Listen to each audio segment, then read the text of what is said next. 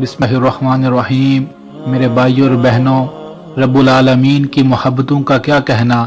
अगर इंसान सिर्फ अच्छी नीयत कर ले कि मैं फलां नेकी का काम करूंगा, तो इस नीयत करने पर उसके नामा इमाल में नेकी का अजर लिख दिया जाता है।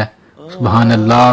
और गुनाह करने के बाद एक हदीस का मफहूम है कि गुनाह करने के बाद भी अल्लाह रब्बुल आलमीन का फरिश्ते को हुक्म है कि ऐ फरिश्ते, मेरे बंदे के गुनाह को 6 घड़ियों तक, 6 सात 6 घंटों तक उसके गुनाह को ना लिखना।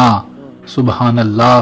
6 घड़ियों तक मेरे भाई और बहनों, हमारे गुनाह करने के बाद भी फरिश्ते को हुक्म है कि मेरे बंदों के गुनाहों को ना लिखना। अगर उन 6 घड़ियों के अंदर अंदर हम गुनाहों से तौबा कर लेते हैं तो गुनाह लिखे बगैर ही हमारे उस गुनाह को माफ कर दिया जाता है। सुभान अल्लाह, सुभान अल्लाह। मेरे भाई और बहनों, हया करनी थी तो अपने इस रब से करनी थी। लोगों की तो हम इतनी हया करते हैं कि उनके सामने गुनाह नहीं करते, छुप कर गुनाह करते हैं।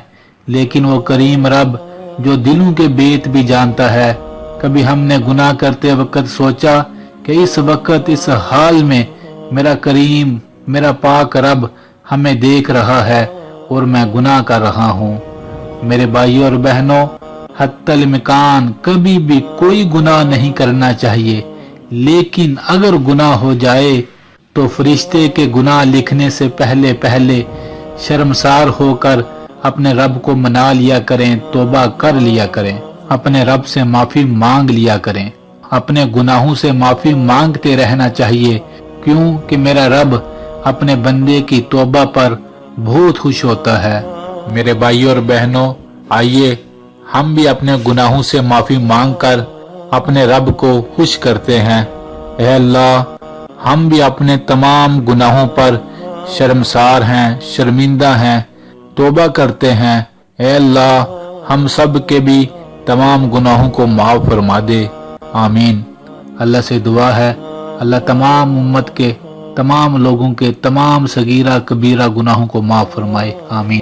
मेरे भाइयों और बहनों, इस वीडियो को जरूर शेयर कीजिएगा।